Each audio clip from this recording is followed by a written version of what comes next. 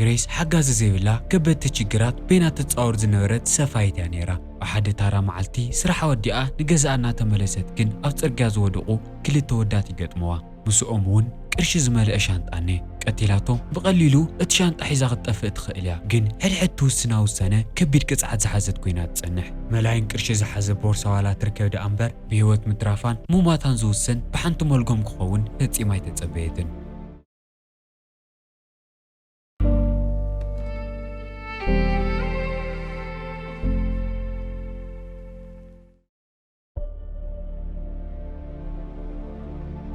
فيلمنا الجمر باستفلالية من قد زموتت حنتو قوالنا رئينايو أفتنا مجمرة مسلنا أج أكاودي غاينا نرئا أو قلنا دما قرش زمالئت شانطالا أفتا خالقيت مسلي إدا مسحاج انت أسيرا كأسيلانا دميتات موت أفتا سالسيت مسلي دما أفتقازك أتسأل قزادك إسان رئا كتنقرنا نكلاون حد معالت بزاقات أمانقر زو سنتو مسانتات نوزو موتسيتات زيهم كمزب صحوات ردئنا كميلا نوزو مفرحين مساقغنا ماوتا خمزات صحت نقدر إنا نيشين دحري تملس مو باربرا وجزاء كيسان فالتا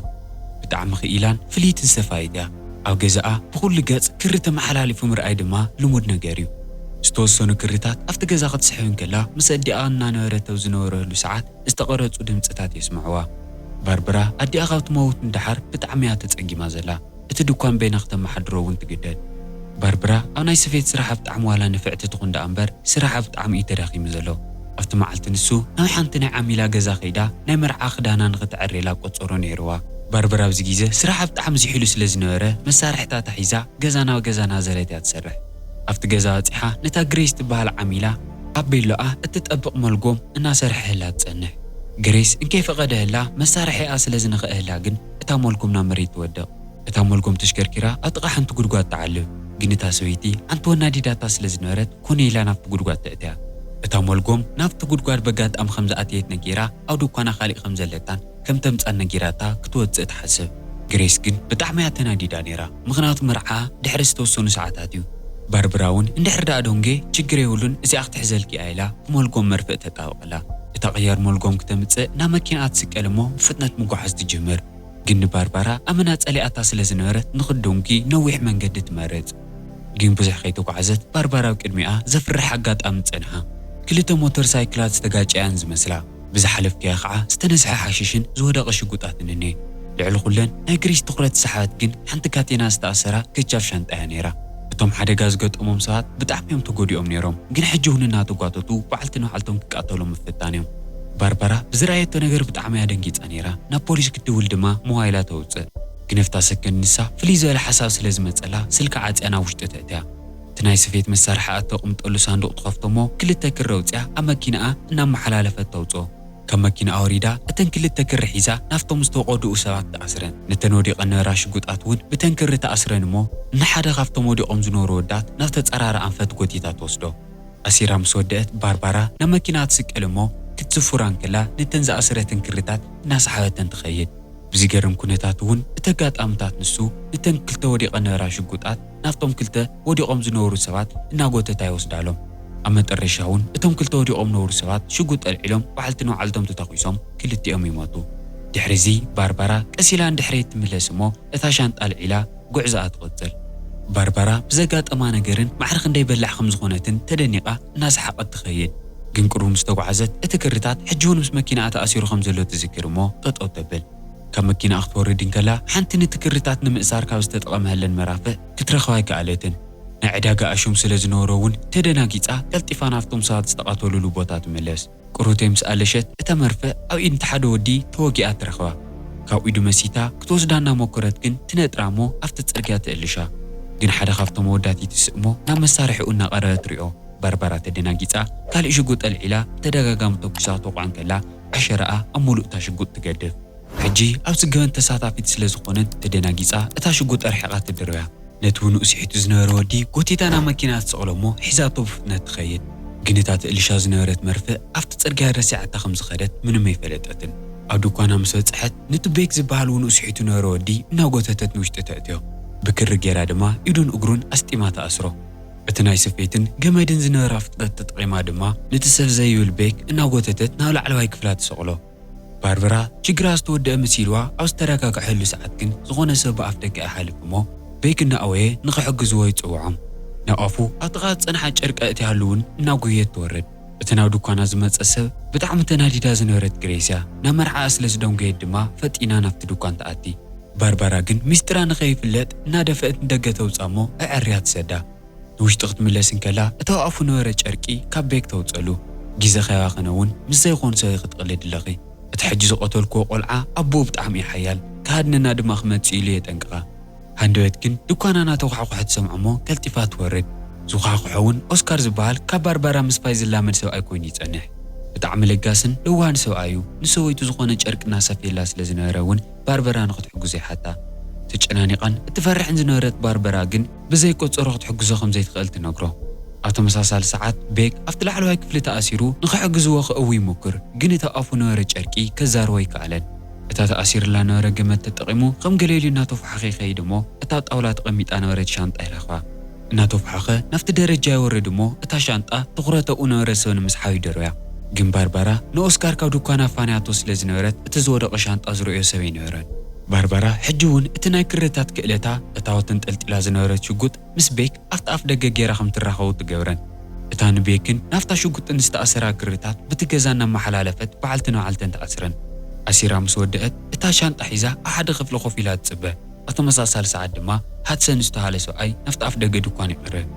እታ ማዕፆ ከፍታ እንከሎ እቲ ባርባራ ዳልያቶ ነበረት ክርታት መፈንጠር ተቐይሩ እታው ኢዱ ነበረት ሽጉጥ ንላዕሊ ይንጠልጥላ ቤክ እውን ኣብ ተመሳሳሊ ሰዓት ካብቲ ደረጃ ምስ ሽጉጥ ይፀድፍ እሞ ኣልዒሉ ክትኩስ ይሞክር ግን ጥይት ኣይነበረን ሃድሰን ድማ ኢዱ ፈቲሑ መሊሱ ንኽትኩሰሉ እኹል ግዜ ይረክብ በዓልትን በዓልቶም ክተቃትሎም ሓሲባ ዝነበረት ባርባራ ሓሳባ ከምዘይተሳኽዐ ፈሊጣ ሻንጣ ሒዛ ካብቲ ገዛ ትወፅእ ናብቲ ጫካ ሃዲማ ክተምልጠሉ ትሞክር ግን ሃድሰን ብርሕቐት ተተኪሱ እግራ ይወቕዓ ወንኣስሒታ ክሳብ ትመውት እውን ካብቲ እትጥቀመሉ ክርታት ሓንቲ የውፅእ እሞ ሓኒቑ ይቐትላ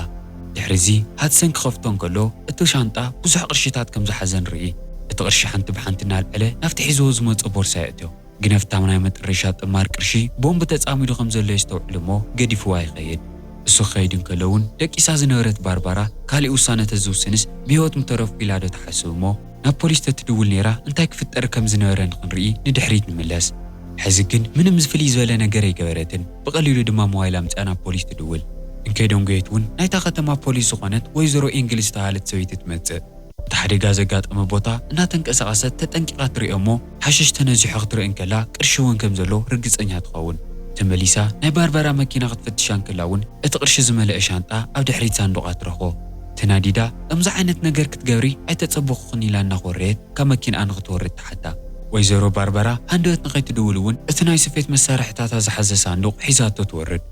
ንሰለስቲኦም ሒዛቶም ድማ ናብ ፖሊስ ጣብያ ትኸይድ እሞ ኣብ ወንበር ኮፍ ኣቢላ ንኹላቶም ተኣስሮም ግን ባርባራ ትፍራሕ ገበነኛ ስለ ዘይነበረት ንምንቅስቓስ ብዘኽእላ መንገዲ እያ ተኣሲራ ንኹላቶም ኮፍ ኣቢላ ድማ እንታይ ከም ዝተፈጠረ ምምርማር ትጅመር መጀመርያ ቤክ ዋላ ሓንቲ ቃል ኣይተዛረበን ግን እቲ ሓደ ጆሽዋ ዝበሃል ወዲ እቲ ሓሸሽ ንምውሳድ ኣቦኡ ከም ዝለኣኾ ይዛረብ ኩሉ ነገር ጽቡቕ እናኸደሉ ጸኒሑ ግን ኣብታ ናይ መጨረሻ ሰከንድ ስለ ዝፈርሐ ኩሉ መከራ ከም ዘጋጠሞ ይረድእ ጆሽዋ ቅፅል ኣቢሉ ኣቦኡ ብጣዕሚ ጨካንን ሕማቕ ሰብን ከም ዝኾነ ረዲኡ ናብቲ ፖሊስ ጣብያ መፂኦም ከይቀተሎም ክሕብኡ ከም ዘለዎም ይነግሮም ወይዘሮ ኣንግል ግን እቲ ምፍርራሕ ንሱ ከም ከቢድ ነገር የርእየቶን እትኸዶ መርዓ ከም ዘለዋ ነጊራ ድማ እቲ ማዕፆ ከፊታ ናብ ካሊእ ክፍሊ ትኸይድ እቲ ማዕፆ ክኽፈት እንከሎ እውን እቲ ትኸዶላ መርዓ ናይ ግሬስ ምዃኑ ግልፂ እዩ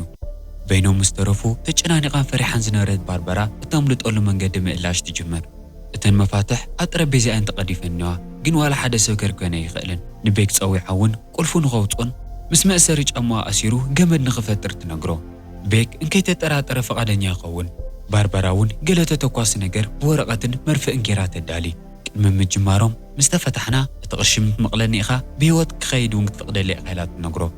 ቤክ ቁሩተይ ጋእሰጋእ ምስ በለ ፈቓደኛ ይኸውን እሞ እታ ቁልፊ ናብታ መፍትሕ ገጽ ምድርባዩ ይጅምር ናብቲ መርዓ ክንከይድ እንከለና ግሬስ ብጣዕሚ እያ ትርበይ ዘላ እቲ ብዝባና ነበረ መልኩም መርፍእ ተፈቲሑ ሙሉእ ሕቖኣ እዩ ዝጭሕፍር ኣሎ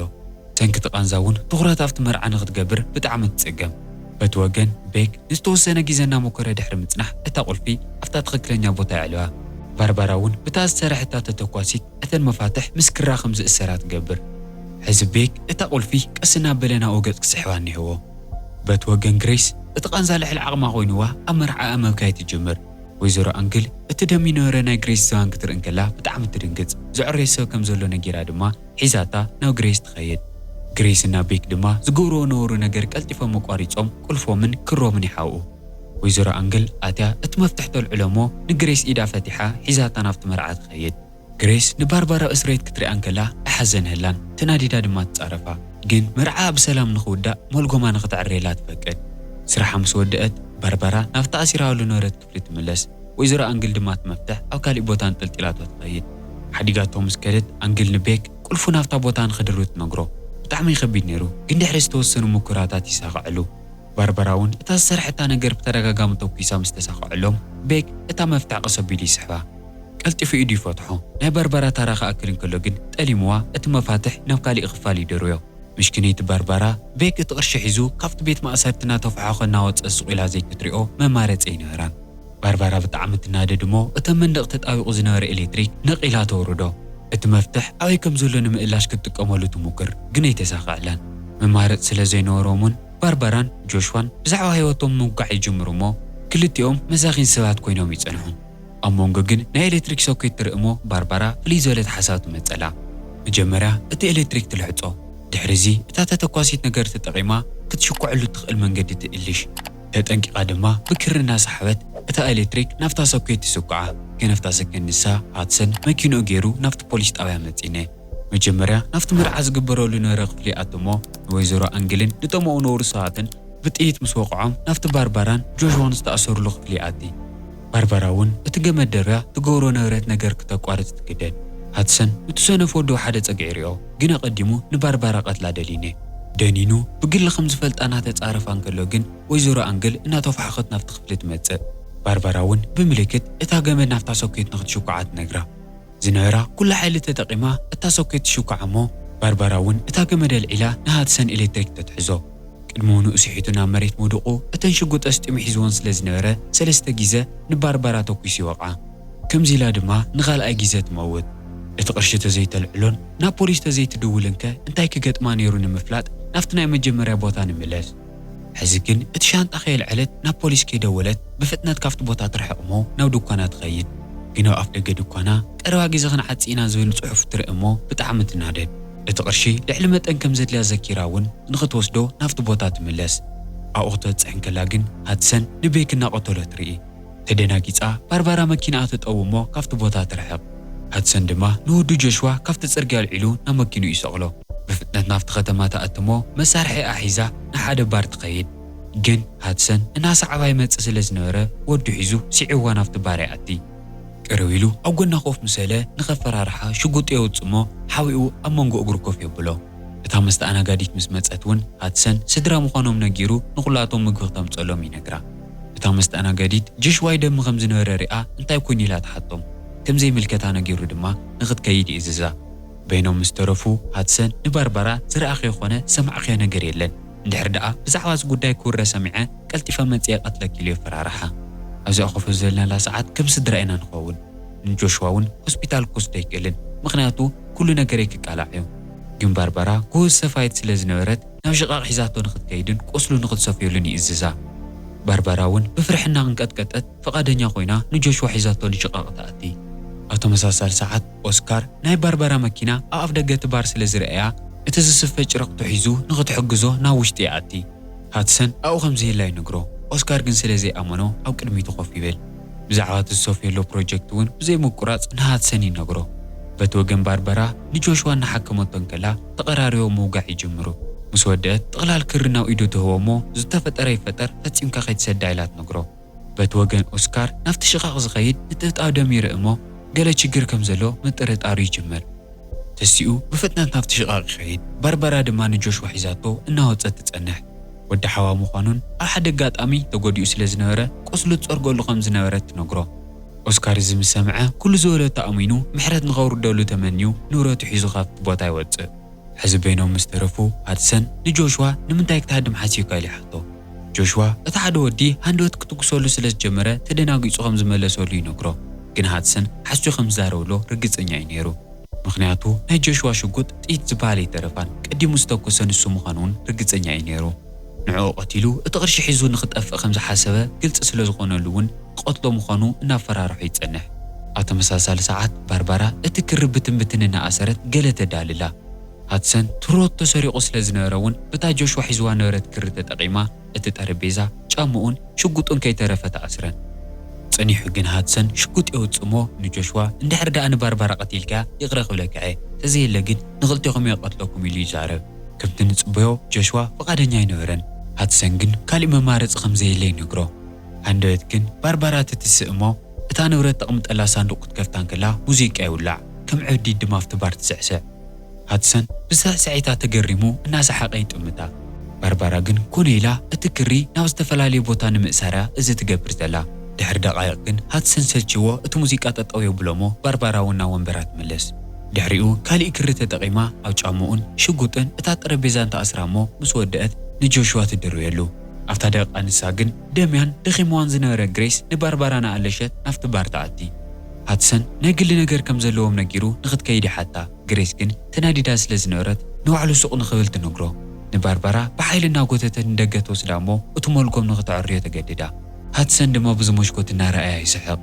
እቲ ስራሕ ምስ ተወድአ ግሬስ ናብ መኪና ተሰቒላ ናብ መርዓኣ ተጓያ ትኸይድ ባርባራ ድማ በይናብ ደገ ትተርፍ ኣብኡ ኮይና ንጆሽዋ ምልክት ትህቦ እሞ እተን ሒዝወን ነበረ ክልተ ክርታት ብሓይሊ ይስሕበን እታ ተኣሲራ ነበረት ናይ ሃትሰን ሽጉጥ እውን ነጢራ ትወርድ እሞ ኣብቲ ባር ምኩላል ትጅምር ኣብ መጠረሻታ ሽጉጥ ናብ ሃትሰን ገጻ ትጥቆም እሞ ጆሽዋ እቲ ክሪ ብተደጋጋሚ እናሰሓበ ደጋጊሙ ተኩስ ይቆትሎ ሕዚ ክትሞተሉ ትኽእል ኩሉ ዕድላት ስለ ዘቀነሰት እታ ሻንጣ ናብ መኪና ኣሰቒላ ሒዛታ ትኸይድ ጆሽዋ ዘርቕ እንከሎ ተጨኒቑን ተናዲዱን እናተፋሕኾ ናፍታ ናይ ኣቦኡ መኪና ይስቀል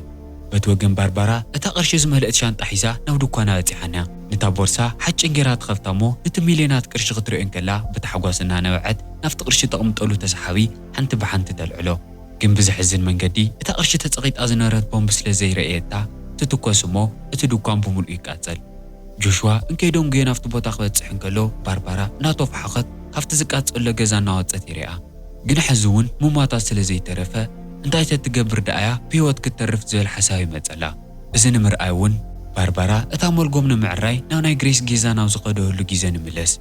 ሕዚ እታ መልጎም ክትወድቃ እንከላ ከምቲ ናይ ዓንትዎ ኮኔላ ናብቲ ጉድጓደ እትያታ ዘይኩነትስ ኣልዒላ ናብ ናይ ግሬስ ቤሎ ትሰፍዮ እሞ ኣብ ሰዓታ ናብ መርዓኣ ትሰዳ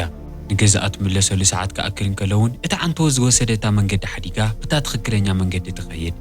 እቲ ሓደጋ ዘጋጠመ ብተፀራሪ ኣንፈት ስለ ዝነበረ ብሂወት ገዛኣ ከም ተኣቲ ርግፀኛታት ንኸውን ግን ቅሩተይ ምስ ተጓዓዘት ኣብ መንገዲ ሓደ ሰብኣይ ጠጠው የብላ ቅርብ ኢልና ክንሪኦ ከለና እውን ኣቦኡ ንጆሽዋ ሃትሰን ኮይኑ ይጸንሕ